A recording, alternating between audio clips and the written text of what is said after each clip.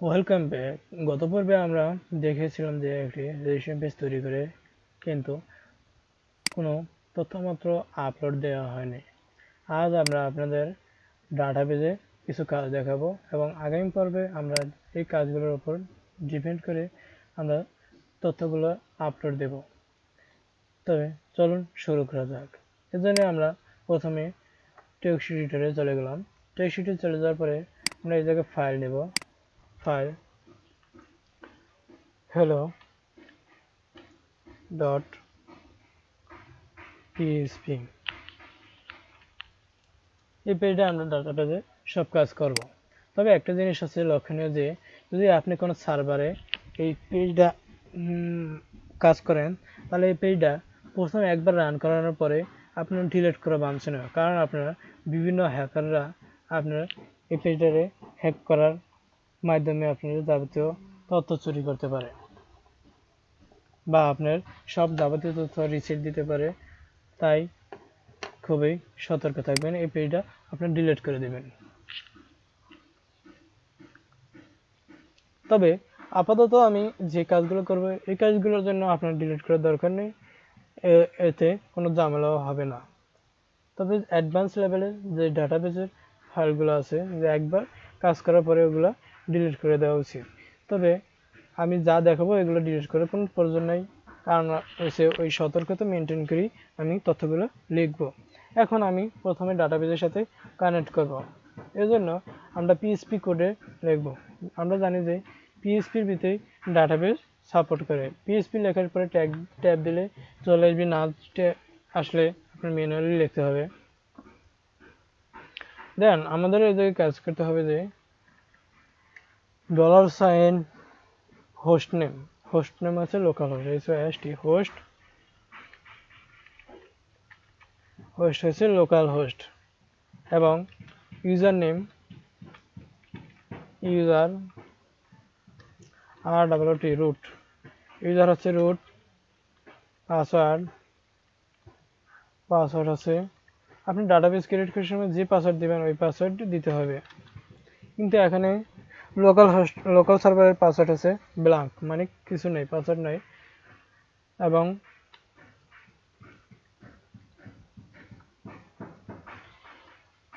Database name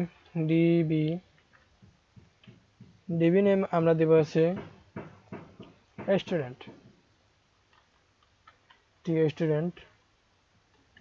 তবে এখন কিন্তু আমি স্টুডেন্ট ডাটাবেস এখনো ক্রিয়েট করি নাই। ক্রিয়েট করার পরে আপনারা ডাটাবেসটা লিঙ্ক আপ করতে হবে। প্রথমেই আমাদের ডাটাবেসের সাথে কানেকশন দিতে হবে। কানেকশন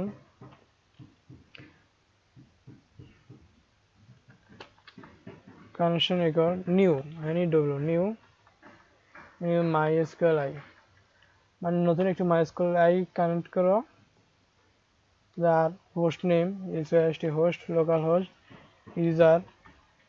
ইউজার নেম হচ্ছে রুট এবং পাসওয়ার্ড ব্ল্যাঙ্ক। এখন আমার সাথে MySQL এর সাথে কানেক্ট হয়ে গেছে, মানে ডাটা সার্ভারের সাথে কানেক্ট হয়ে গেছে। এখন আমি একটা ডাটাবেস ক্রিয়েট করব। ডাটাবেস ক্রিয়েট করার জন্য আমাদের লিখতে হবে যে $, নিউ কোয়ারি কোয়ারি। এখন আমি ডাটাবেসটা কি ডাটাবেস নামে ডাটাবেস ক্রিয়েট করতে চাই।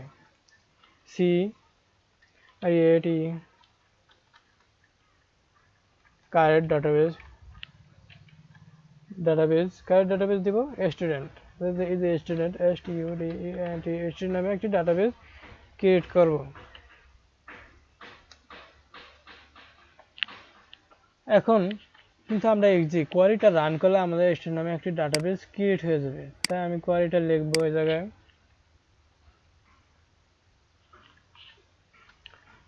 tst.localhost hello.php।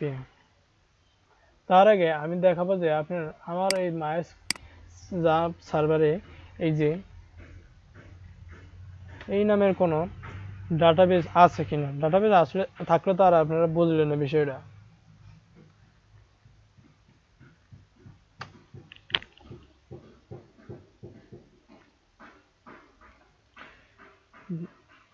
30 সেকেন্ডের মতো সময় নিতে পারে এটা রেসপন্স নেওয়ার জন্য। সে পর্যন্ত একটু ধৈর্য সহকারে অপেক্ষা করুন। এই যে লোড হয়ে গেছে। এখানে কিন্তু আমাদের কোনো স্টুডেন্ট নামে কোনো ফাইল নেই, তাহলে আমরা এটা রান করেই দিতে পারি। রান করে দিলাম।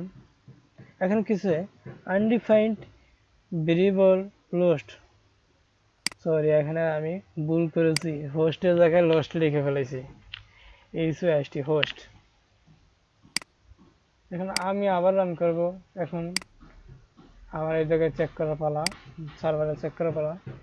এই যে স্টুডেন্ট নামে আমি একটা ডাটাবেস ক্রিয়েট হয়ে গেছে, আপনারা অবশ্যই বুঝতে পারছেন না?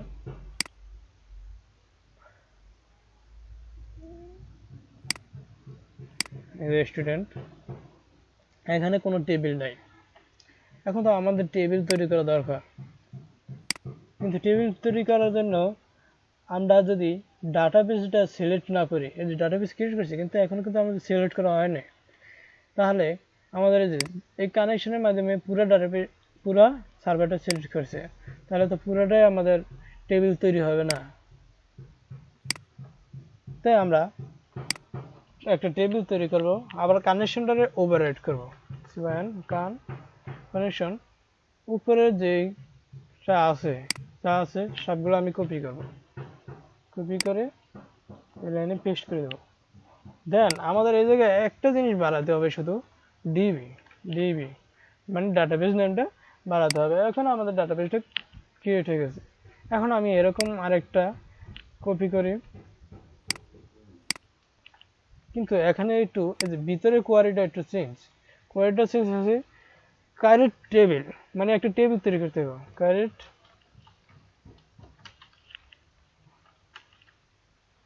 ইফ নট এক্সিস্ট, মানে ইফ নট এক্সিস্ট দেওয়ার কারণ হচ্ছে যে যদি একটি টেবিল তৈরি করা থাকে তাহলে টেবিল তৈরি করো না, মানে ওই নামে একটি টেবিল তৈরি, যদি আমি এদিকে লিখতেছি ইউজার নামে একটি টেবিল তৈরি করা থাকলে আর টেবিল তৈরি করো না, আর যদি না থাকে তাহলে একটি টেবিল তৈরি করো এবং কাজ করো। দেন আমাদের টেবিলের ভিতরে কি কি থাকবো ওইটাও আমাদের বলে দিতে হবে।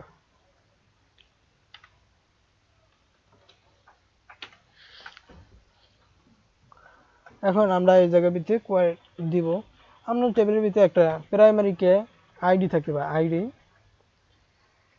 Integer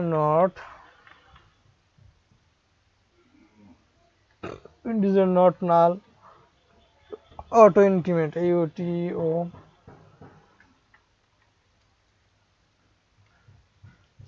auto INCREMENT auto increment.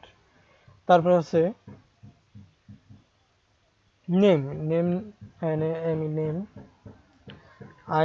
Integer, sorry name আছে বার্সার বলতে টেক্সট নাম্বার যা আছে সব বোঝায়, CHR বার্সার। আমি নাম 100 ক্যারেক্টার দিয়ে দিই বা 1000 ক্যারেক্টারও দিয়ে দিতে পারি, আপনারা আনলিমিটেড ব্যবহার করতে পারেন, কোনো সমস্যা নেই। নেম, তারপরে আছে আপনার ইমেল বার্সা 100, তারপরে আছে ফোন বার্সা 100, তারপরে আছে আপনার আছে ইমেজ CHR বার্সার 100, আপনার আরো আছে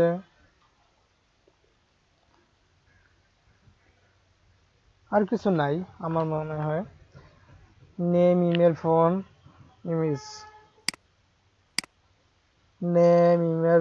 ইমেজ এগুলোই আছে, তাহলে আমার আর কিছু দরকার নেই। এখন যে প্রাইমারি কে দিয়েছিল, যেই অটোকিনফিনিট দিয়েছিলাম ওটার প্রাইমারি কে বানা দিতে হবে, PRIMARY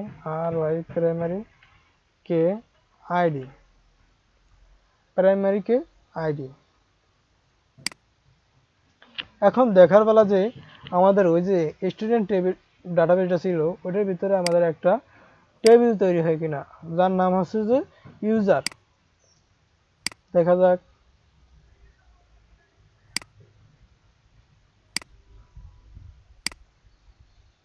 টেবিল তৈরি হয় না, তাহলে কোনো একটা সমস্যা আছে। দেখা যাক সমস্যাটা আমরা ফাইন্ড আউট করতে পারি কিনা। দেখা যাচ্ছে এখানে একটা ব্র্যাকেট কম দেওয়া হয়েছে। তাহলে আমি আবার রিফ্রেশ দিই, দেখা যাক, তবুও হয় না। এখন আমি এটা চেক করব যে এটা কোন জায়গায় সমস্যা আছে। বানানোর যদি সমস্যা থাকে তাহলে আমাদের অবশ্যই বলে দিবে। এই যে এই জায়গায় সমস্যা আছে, আইএনটি ইন্টিজার,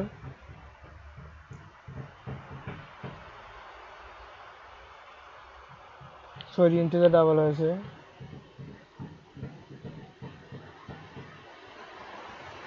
এখানে হবে নট, এনওটি নট,